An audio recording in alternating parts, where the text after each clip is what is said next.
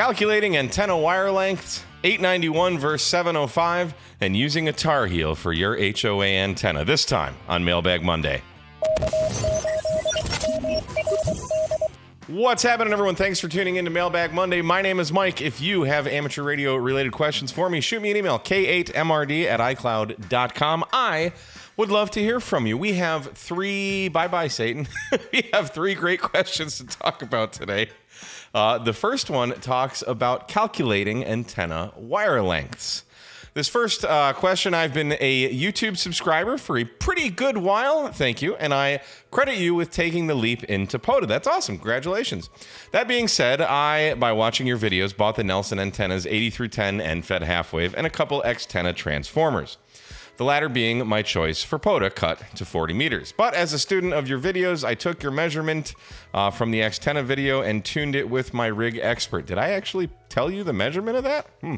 In doing that, I skipped the part about learning how to calculate wire length for a 49-to-1 transformer. I love using my end-fed half-wave antennas, but sometimes I feel like I might be better served with a shorter version cut for 20 meters for quick deployment and use in smaller park areas. Is there an app to help calculate or some sort of mathematical computation I am not aware of? Now, let me squash all the comments here first. Yes, this question is very heavily taught in our amateur radio testings. But you know what? Sometimes, myself included, not everyone has an Elmer to help hold their hand through the entire amateur radio journey. I became licensed all by myself. So when we're studying all this information, a lot of it gets soaked into the memory so we can pass our test. But unless we're using them practically, some of this information might not be retained.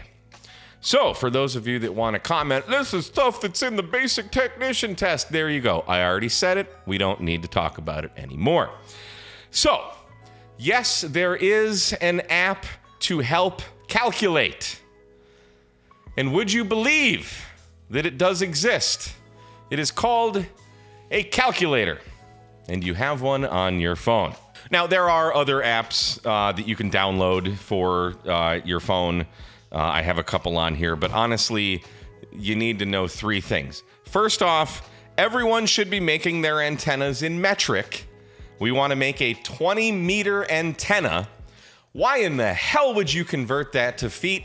But if you want to work harder, I'll tell you how to do that too.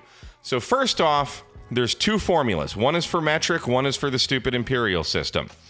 The first one, let's talk about metric. The formula is 300 divided by the frequency, and that's going to give you a full wavelength, or the length of that frequency in a full wavelength form. So for example, if I want an end-fed half-wave cut for 20 meters, I'm going to use the formula 300, if I can actually do this, 300 divided by, let's just say I want to cut it for the middle of the 20-meter band, which would be 14.175.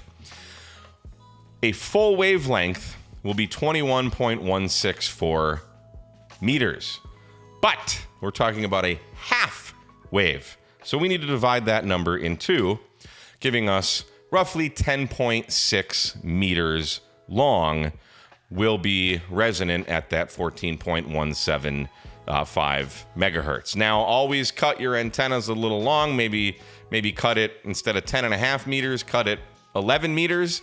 And then you always want to trim down until you get it resonant. It's a lot easier to do that than it is when you're out in the field and you cut it too short, and then you have to either get a new wire or solder a little bit of wire onto the end of it, okay? So if you're doing metric, 300 divided by the frequency, and then that gives you a full wavelength that you would need to, again, divide that in half, okay? Now, for the stupid imperial system, if we want to make a 20-meter antenna, a half-wave 20-meter antenna, but we want to do it in feet, we're going to use the formula 468 divided by the frequency, again, 14.175, and that's going to give us the half wavelength in feet, so roughly 33 feet. Again, cut it long, maybe 34, 35 feet. It's always better to have too much than too little and trim down to size. So again, metric 300 divided by frequency will give you the full wavelength, which you divide again in half for a half wavelength, or a half wavelength for imperial is 468 divided by the frequency. Now, I do want to mention there is a reason that I do not usually mention the actual lengths of antennas that I make out in the field.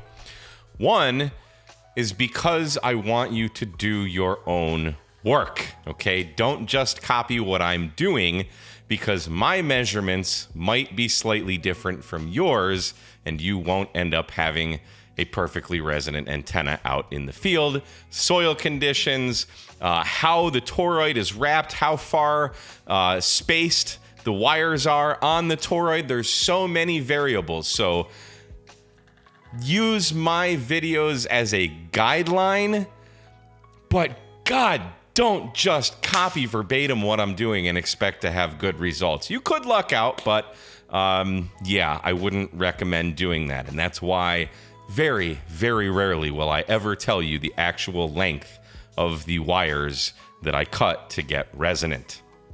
So to get back to your shorter wire length, there is a reason I started making all of my antennas as linked end-fed half waves. So this is one of my Pactenna end-fed half waves, and here you can see this little carabiner is a link. So what happens is, this is the 40 meter element that I've taken off because I've been doing some hiking lately and I'm just doing a 20 meter end-fed half wave. You just connect the wire there. There's your strain relief. And you connect them back together if I want to use the 40 meter element.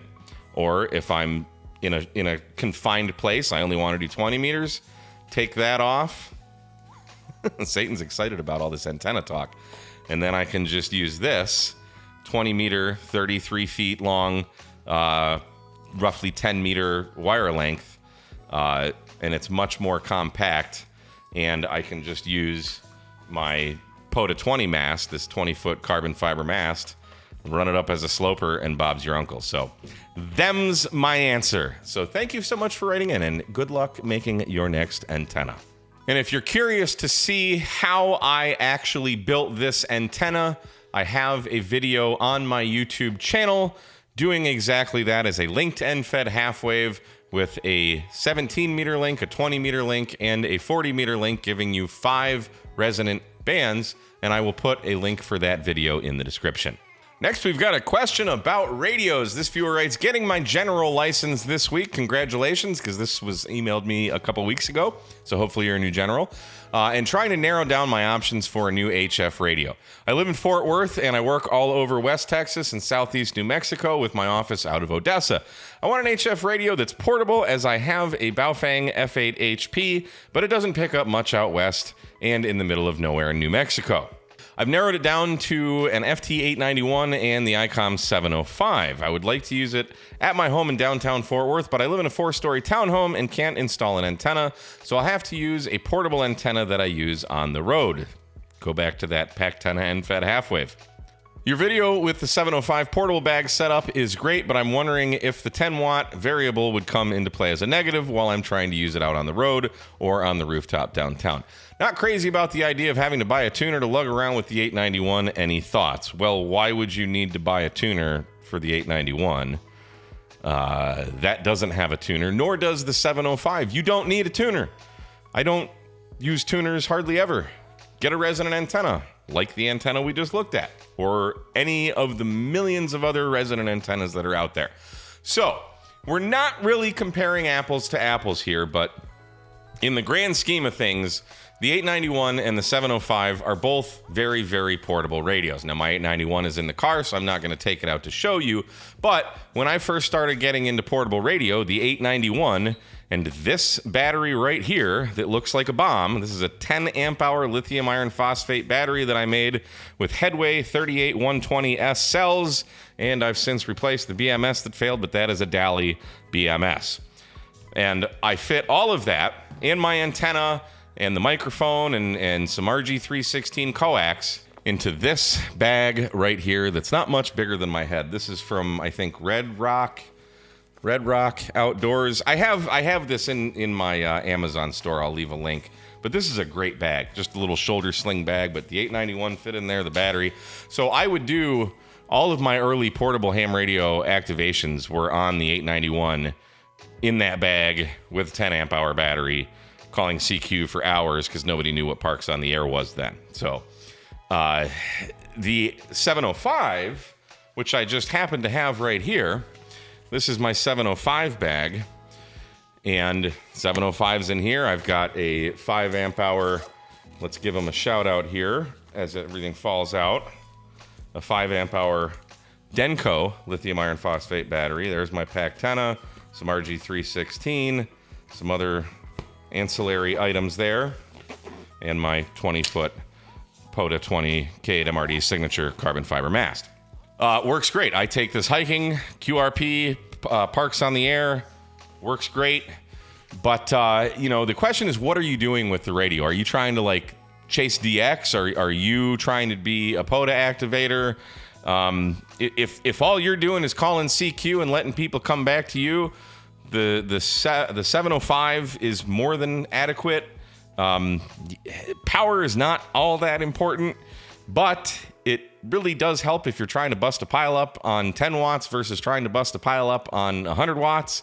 That 100 watts is certainly going to be easier to some degree. So I kind of would say start off with the 891 because you're going to get a 100 watt radio. And I think overall most people will be happier starting with a 100 watt radio. I use my QRP radios all the frickin' time.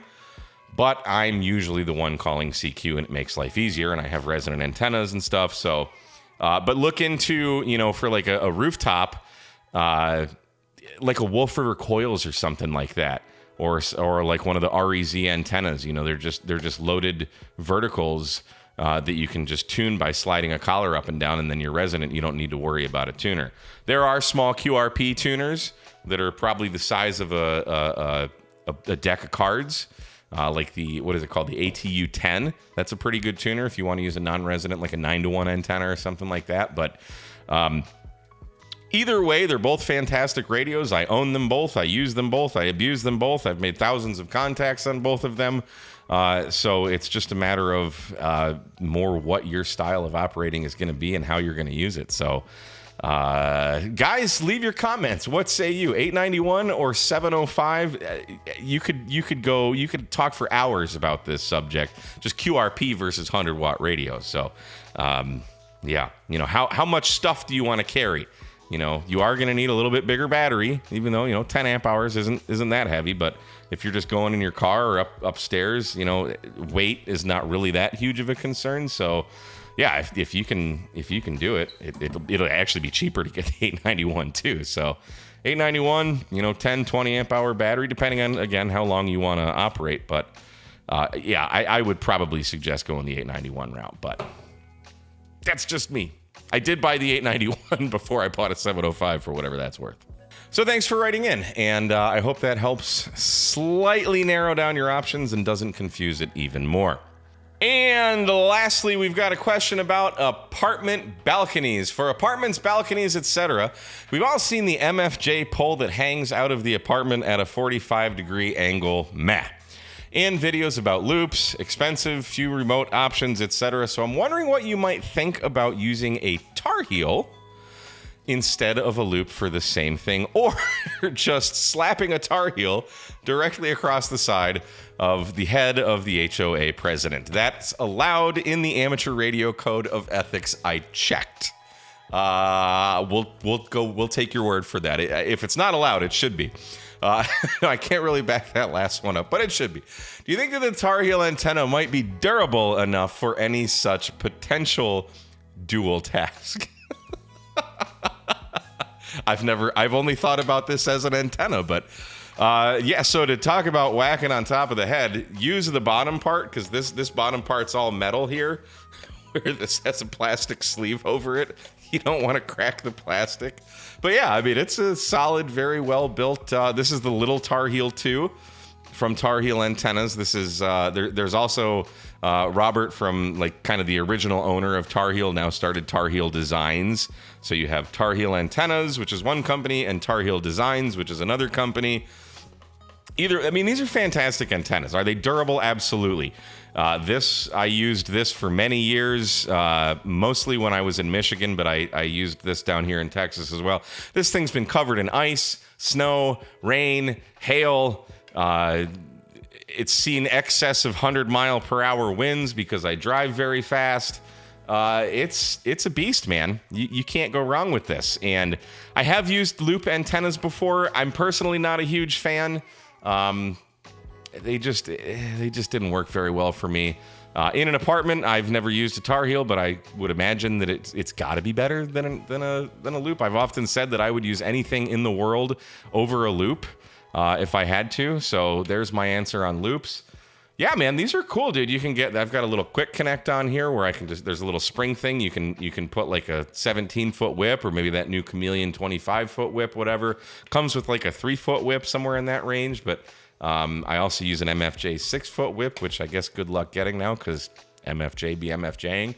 But yeah, I mean, this thing you're not going to hurt it. Now, you will need to figure out how you're going to mount this because this has a 3/8 24 thread on there, and that's connected to the center conductor. So you'll need to find a mount where you can do your radials, or maybe your railing could suffice. You're gonna have to experiment on getting this thing to actually work because you need the ground side of it. Just simply having your coax probably won't be enough. You'll need to run some radials. So if you're upstairs, you may have some radials hanging down in front of your neighbor's balcony, but hopefully they'll understand because you're a ham and you're licensed to do this. But yeah, absolutely, man. I'm sure there's guys in the comments that would love to tell you all about how they use their Tarheel or similar screwdriver antenna in a similar situation. So if you have advice on this in terms of how to set it up, let us know in the comments so this viewer and anyone else in this situation might learn, because I don't have a balcony. I live on the ground floor in a ranch, so I can't test that out, but hell of an antenna.